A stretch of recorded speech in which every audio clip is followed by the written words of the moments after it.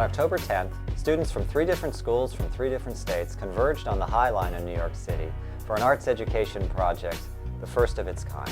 We had kids coming from Bridgeport, Connecticut, from Lame Deer, Montana, to Roxbury, Massachusetts. All of the students were from schools that are part of Turnaround Arts, an initiative of the President's Committee on the Arts and Humanities, bringing arts education to some of the nation's lowest performing and highest poverty schools. They came to the High Line not just to learn about it or to take a tour, but also to participate, to work on their own feelings about the High Line through the arts, in this case through photography. So these kids arrived at the High Line Hotel, met each other for the first time, and we started out with an arts exercise that brought them all together. We had Tracy Straus, the Associate Director of the National Dance Institute, lead them in a dance activity, something that brought them together, participating, learning, and interacting together. Following the dance exercise, Liz Diller, the architect with her firm DS+R, was behind the renovation of the High Line, took the stage, and explained the project of the day. For us, the High Line it's not exactly a building, it's a really unusual project. So after that discussion, off we went to the High Line. We had the great Cristina Pato, who's a Galician bagpiper, lead the kids to the High Line as one only can with bagpipes.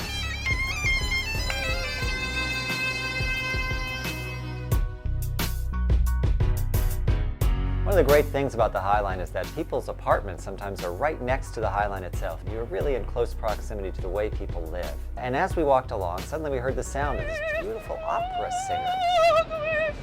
We had a young, wonderful opera singer named Jacqueline Bolier, and she came that day to interact with the kids as well in her unique way.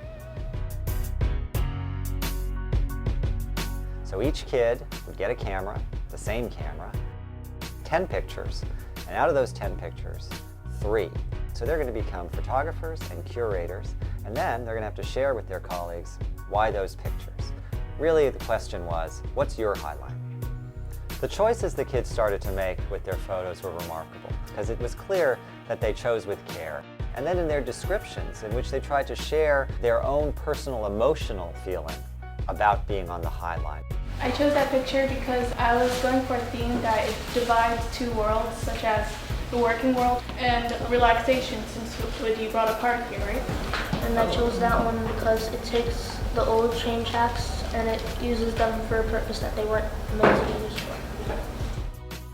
And this picture tells you that life will always take over even if mankind tried to change it.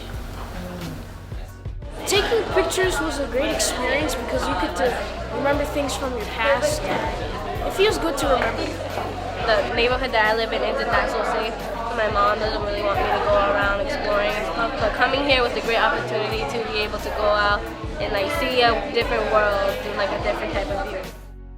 I think this whole program spoke to the idea that kids have a voice to be heard, but they need to be given an opportunity to express it.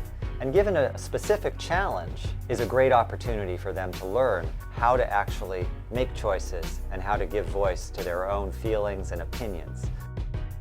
The High Line Arts Education Project was a collaboration between the Aspen Institute Arts Program, Elizabeth Diller, along with her firm Diller Scofidio Renfro, and the Turnaround Arts Initiative, a project of the President's Committee on Arts and Humanities working nationally to turn around schools through the arts.